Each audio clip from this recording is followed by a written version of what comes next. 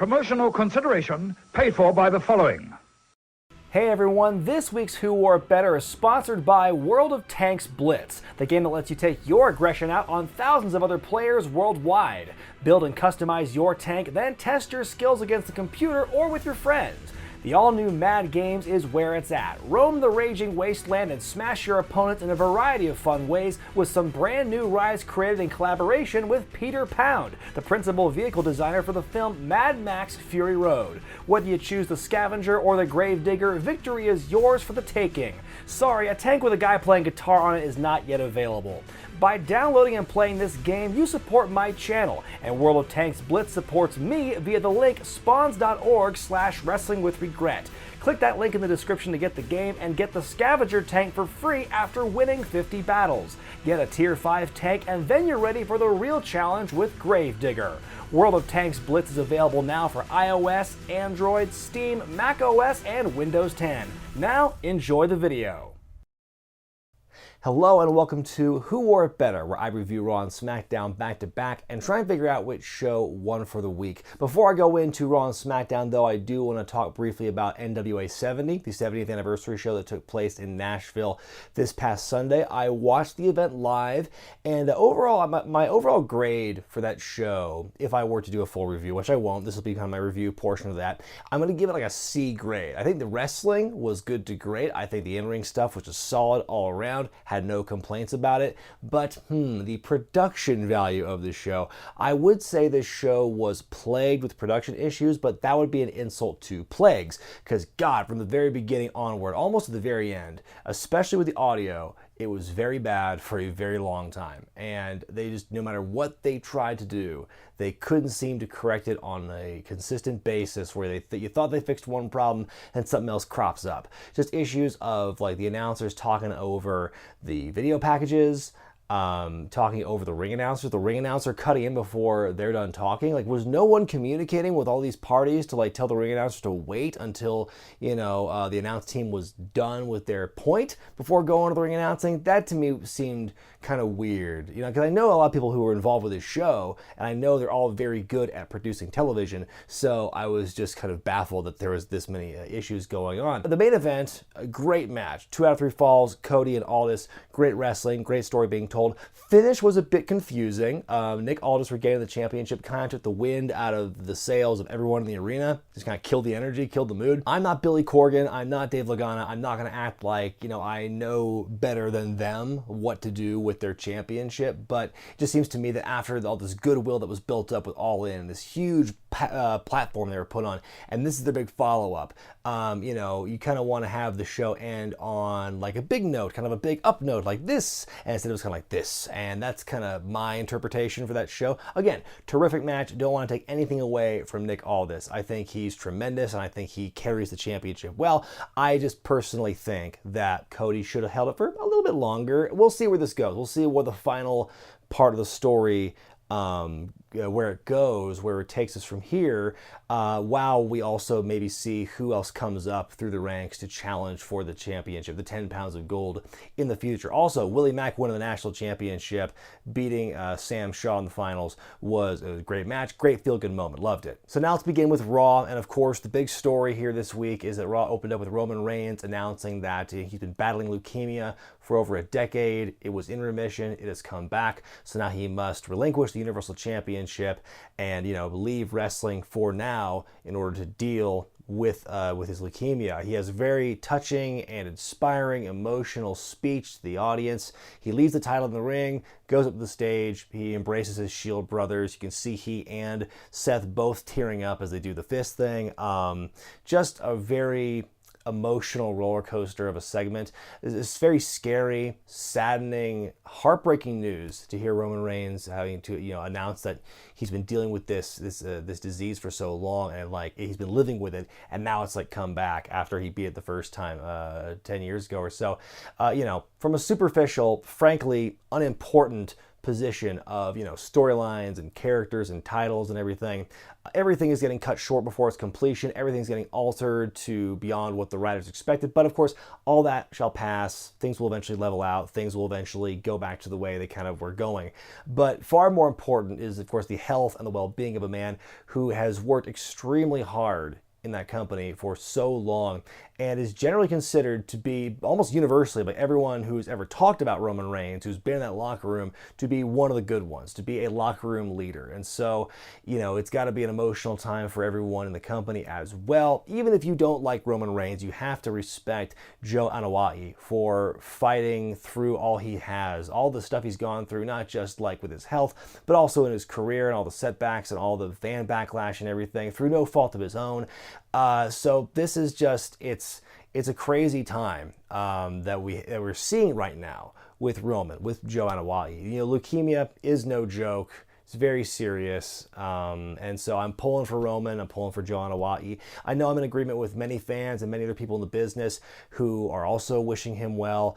The outpouring of support that I have seen online since the news broke from both fans and from people who, and people who have wrestled him and people who know him in the business, it's just so inspiring to see that much support galvanizing around one man who up until yesterday on Sunday, I should say, was a very polarizing individual. Now, when he does come back, if and when he does come back, and I'm very confident he will, it's going to be huge. I think bigger than Triple H coming back from his quad tear huge. It's going to be bigger than that, I think. So after that, our first match of the night is Finn Balor versus Lashley.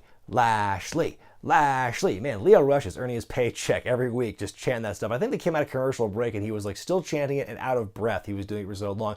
Lashley dominates, but he is eventually beaten in a surprise small package by Finn Balor. Call him Mr. Small Package. Daniel Bryan's not really doing that much anymore. I mean, he beat Miz in Australia with it, but I feel like Balor's beaten Baron Corbin and Bobby Lashley in a couple of months with that same move. So maybe he's the new Mr. Small Package.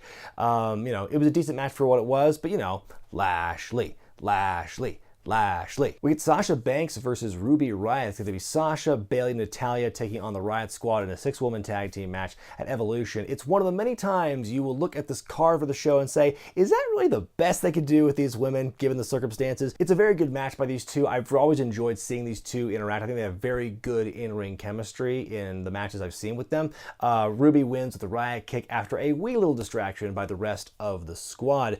After that, we get a repeat of the Undertaker-Kane promo from the Boiler Room last week, the exact same promo, no changes made to it. And then we follow up with a promo from Nia Jax, where for some reason she reminds us that 3 months ago she was the Raw Women's Champion and has done diddly dick ever since. It's DX time. Triple H and Shawn Michaels make their way to the ring to cut a promo about the Brothers of Destruction. Triple H with a pretty funny line about how Kane shooting the promo during his lunch hour underneath Knoxville City Hall. And then Shawn says, nostalgia is a word that gets thrown around a lot, but nostalgia really just means old. And Triple H says, well, old is just a really polite way of saying we're better. Why don't you tell us how the company really feels about the young and the old wrestlers these days, guys? They're interrupted by another promo from Taker and Kane. This time they're in a graveyard, and they got the tombstones with Shawn and Triple H's names on them. Say what you will about this feud and the fact that Shawn's coming back and they're, fighting in Saudi Arabia and all this stuff. But God, big props to the production crew, the video editors, the video production department at WWE for just knocking it out of the park with this promo. The content of say what you will, but man, just the look of it, how that segment was produced in the graveyard with the lighting, I like that stuff. That gotta pop out of me. It's Paul Heyman time with Roman Reigns out of the picture. Now the crown jewel is going to be a match for the vacant championship, Strowman and Lesnar. And so Heyman's in the ring, cuts a promo, does a very good job putting Roman Reigns over, and then just deftly transitioning to, well, the title's up for grabs now, so you need a champion. So here's Brock Lesnar, and he gets cut off by Braun Strowman, who also puts Roman Reigns over, and then he says, Brock's going to get these hands, I'm going to beat Brock's ass, and then he turns around, he eats a Claymore from Drew McIntyre, because earlier backstage, Drew was telling Dolph he's going monster hunting, and so he does this Claymore thing, which is very poor foresight by Drew McIntyre, considering he has a match later on. He's going, I'm going monster hunting, there's no way this could possibly backfire. It's Elias versus Apollo Crews. We get a follow-up from last week's scuffle. It's a decent match. Elias wins with the drift away. We then go to this pre-recorded package where Kurt Angle is talking about hyping up the World Cup to determine who's the best in the world participants. He's just going one by one and just kind of like providing some exposition about each of them. It was kind of weird that Angle is kind of the elder statesman. He's like, here are these other people who I must defeat.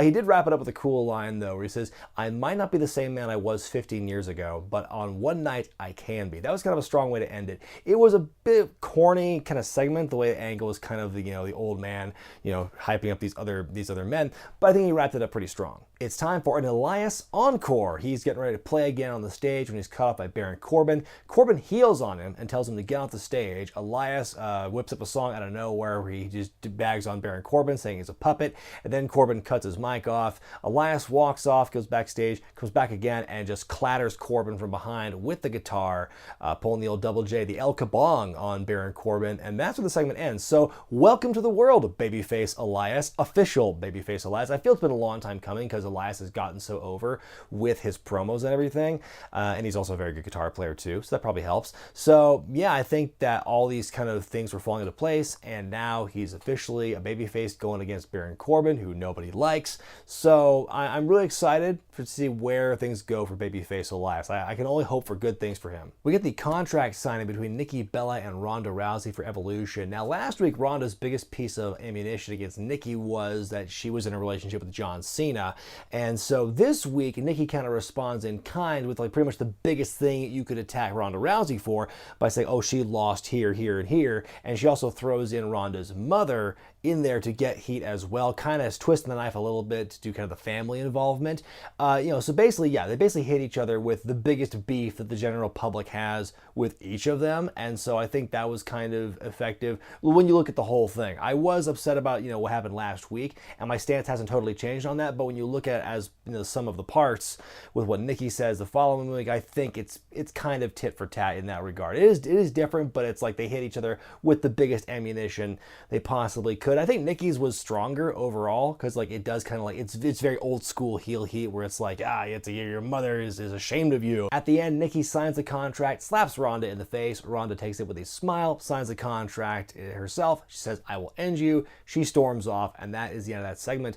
It shows that she will not let her emotions get the best of her, and she will not be taken out of her game, and she's bottling up all that anger and rage for their match at Evolution. It's not a bad contract signing. In the history of contract signings in wrestling, this was one of the better ones, I think. We hear a heartfelt promo by Seth and Dean backstage getting ready for their tag title match. They're going to dedicate their match to Roman Reigns tonight. We then get a fatal four-way with the women, Nia Jax, Tamina, Dana Brooke, and Ember Moon. It is over in less than 2 minutes with Ember winning. What the hell? Like, that has to be the shortest women's match I've seen since this whole like women's evolution thing happened. Like, that was what kicked off what has now been known as the women's evolution, is the fact that they had this super short match, and then the Give Divas a Chance hashtag started trending, and that was it. So this is kind of a throwback to that in a way. And then they go into the Evolution hype with all the matches, and that took longer than the match itself. And then after that, we get a backstage interview with Trish Stratus and Lita, where they're talking for a bit, and then Alicia Fox confronts them, and wow, Alicia Fox is tall. Like, I met Alicia Fox this year in New Orleans, and I knew then she was tall. Like, she had a few inches on me.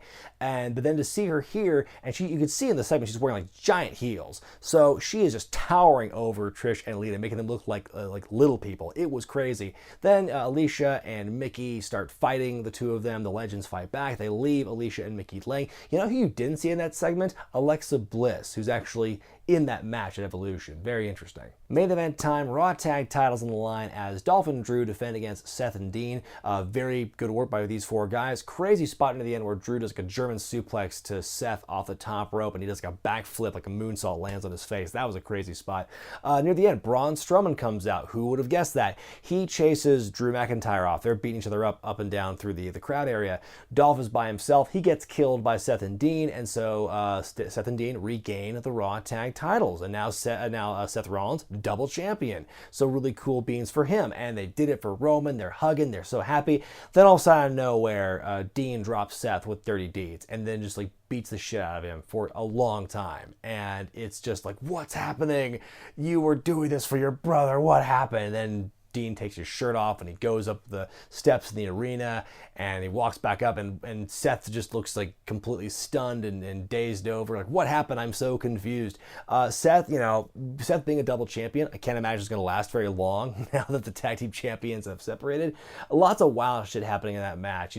I kind of liked it. It was good to get a turn like this out of the way now and not at Crown Jewel, where God forbid they have to actually reference things that happened like at that show in future storyline development. I think the last thing they want to do now is invoke Crown Jewel at all costs. When that show's done, they're not talking about it again. People kind of complaining, kind of debating, was this a good move to have him turn on this night? In fact, there was someone in the audience going, on this night? I think it worked. I think that, it made it so much more of a gut punch. The fact that Roman had the embrace with his Shield brothers at the top of the show, they're fighting for Roman and they're dedicating the match to him and they win.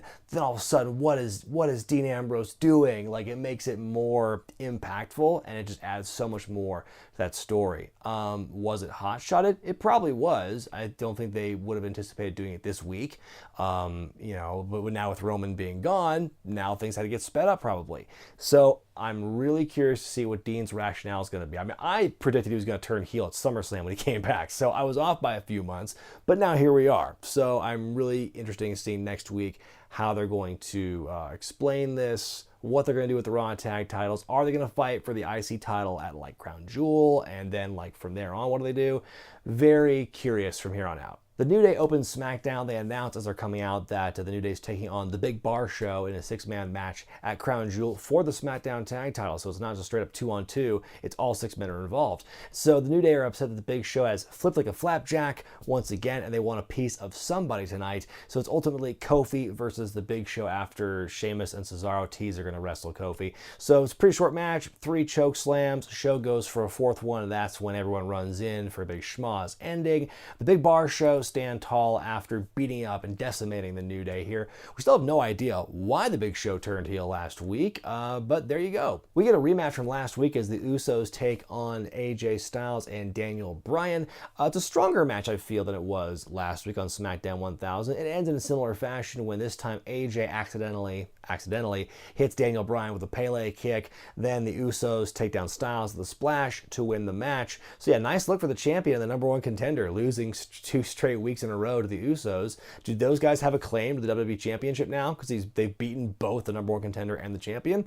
And then backstage after that match, Daniel kind of alludes that AJ's lying when he says he accidentally hit him earlier. He's doing this kind of Pinocchio reference where the nose is getting longer and it turns into too sweet at the end. Man, face versus face builds are really weird. They show this altercation that Becky Lynch and Charlotte had at the Performance Center this past weekend, and then afterwards they cuts to a Charlotte promo in the studio where she says that Becky, has gone too far. They show the matchup screen for their match at Evolution, and actually R. Felix Finch brought this up to me earlier tonight, where they even get the pictures wrong. I'll pull this up here, but you can see Becky Lynch and her matchup screens get this nice smile face on, and then Charlotte's got this kind of smug look on her face. Now, if you are not familiar with why these two are fighting, and if you don't know the context of the story, if you're just dropping in and you see this matchup screen, who do you think is the good guy and who's the bad guy based on this image alone? I know that that Becky is being painted as the heel. Like, that is very obvious, but this picture to me sends a mixed message. Up next, Rusev versus Aiden English. It's a pretty short match. Lana throws a shoe at Aiden. Who throws a shoe? Honestly, Rusev with the Machka kick and the Accolade to win the match, and well, that seems like a disappointing blow-off. It's time for Miz TV with special guest Rey Mysterio and his first piece of mic time since coming back to the company. Miz berates Mysterio, and Mysterio says he thought he was being booked for Truth TV, which is a pretty good zinger. They have a scuffle, and Miz escapes, which leads to a match between the two of them. We has match now. Rey is amazing here. I felt this match was more entertaining to me than his match with Shinsuke last week. Rey wins with dropping the dime. We get Naomi and Asuka versus Sonya Deville and Mandy Rose, or do we? Because before the match begins, the Iconics, Lana and Carmella all interrupt. Corey Graves with like the line of the century when Carmella's on the mic saying, "What Newark, New Jersey really wants," and Corey just jumps in saying, "is bail money." Oh, that was amazing. It was the funniest thing I heard all week. Zelina Vega runs in and throws Carmella into the ring. We got a big old lady brawl with Asuka coming out on top at the end. Again, is this the best they really could have done with these women? Shane McMahon shows up and gets in the ring to talk about the World Cup to determine who is the best in the world. We get a CM Punk chant in the crowd here. We couldn't get one in Chicago, but we get one in Newark, New Jersey. Shane has a great comeback where he goes, I don't believe he's in this tournament. And then he intros the main event, which is Jeff Hardy versus Randy Orton. Why are we having this match? You know, we had a perfectly good blow-off at Hell in a Cell not too long ago. And so I don't think we need another chapter in this feud, in this basic standard match, just a few weeks later, unless Orton just shoots him with a gun or something. It's a good match, but it doesn't match the intensity and the emotion and the spottiness of the last match at Hell in a Cell. Nothing we haven't seen before.